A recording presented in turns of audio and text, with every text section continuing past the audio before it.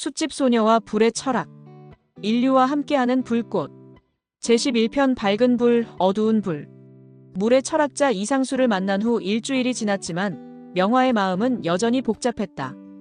불과 물의 조화라는 새로운 깨달음을 얻었지만 동시에 자신이 지금까지 확신해왔던 것들에 대한 의문도 커졌다. 특히 자신의 이름 명화에 대해 계속 생각하게 되었다. 밝은 불이라는 뜻이겠지. 그런데 밝은 불이 있다면 어두운 불도 있는 건가? 9월 중순의 어느 토요일 오후, 명화는 어머니에게 말했다. 엄마, 연꽃꽃당 선녀님 다시 뵙고 싶어요. 제 이름에 대해서 더 자세히 알고 싶거든요. 순이는 고개를 끄덕였다. 그래, 한 번 더 가보자. 나도 궁금한 게 있어서. 모녀는 함께 연천봉 아래 연꽃꽃당으로 향했다. 몇 달 전과 달리 가을 분위기가 완연했지만 연못의 연꽃들은 여전히 아름답게 피어 있었다. 연꽃선녀는 그들을 반갑게 맞아주었다. 어머, 명화구나. 어떻게 지냈니? 얼굴이 많이 달라졌네. 뭔가 깊이가 생겼어. 선녀님, 그동안 불에 대해서 정말 많이 공부했어요. 그런데 궁금한 게 생겨서 왔어요. 무엇이 궁금한지 말해보렴. 명화는 자신의 이름에 대한 의문을 털어놓았다. 연꽃선녀는 잠시 명화의 얼굴을 바라보더니 깊게 고개를 끄덕였다. 좋은 질문이구나. 밝은 불과 어두운 불. 이 이야기는 좀 깊은 얘기야. 연꽃선녀는 그들을 방 안으로 안내하며 설명을 시작했다. 무속에서 불은 두 종류가 있다고 봐. 밝은 불과 어두운 불이지. 어두운 불이 정말 있나요? 물론이지. 밝은 불은 정화의 불, 치유의 불, 보호의 불이야. 하지만 어두운 불은 분노의 불, 질투의 불, 파괴의 불이지. 명화는 흥미로워했다. 이는 불교에서 들었던 번뇌의 불과 지혜의 불과 비슷한 개념인 것 같았다. 그럼 같은 불인데 어떻게 다를 수 있어요? 불을 다루는 사람의 마음에 따라 달라지는 거야. 선한 마음으로 피우는 불은 밝은 불이 되고 악한 마음으로 피우는 불은 어두운 불이 되지. 연꽃선녀는 재단의 촛불을 가리키며 계속 설명했다. 저 촛불을 봐. 지금은 기도와 정성으로 피운 밝은 불이야. 하지만 누군가를 저주하거나 해치려는 마음으로 피우면 어두운 불이 되는 거지. 그럼 물질적으로는 같은 불인데 의도에 따라 성격이 바뀐다는 말씀이신가요? 맞아. 더 정확히 말하면 불에는 영이 깃든다고 봐.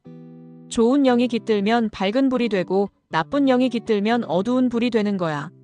순이가 궁금해하며 물었다. 그럼 우리 집 조왕씨는 어떤 불인가요?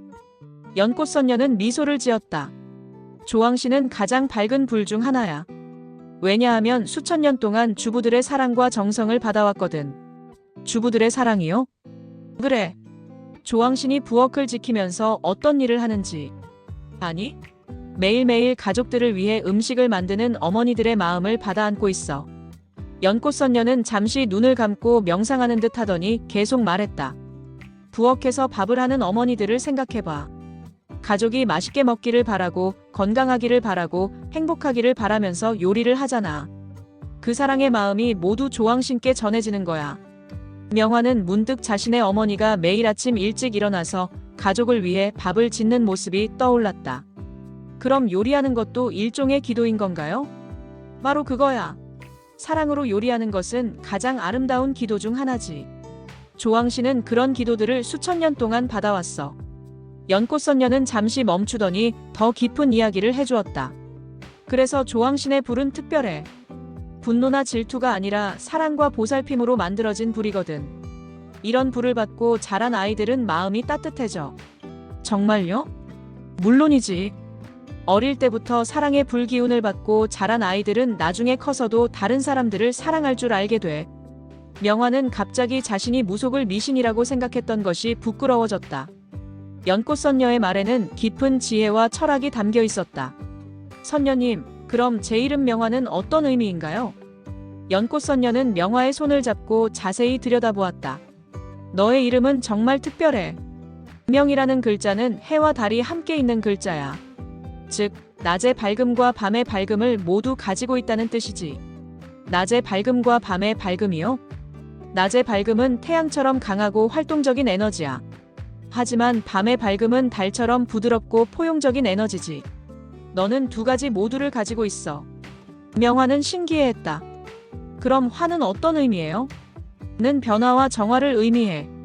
너는 밝은 불로서 세상을 정화하고 변화시키는 역할을 하게 될 거야. 어떻게요? 지금 하고 있는 것처럼 말이야.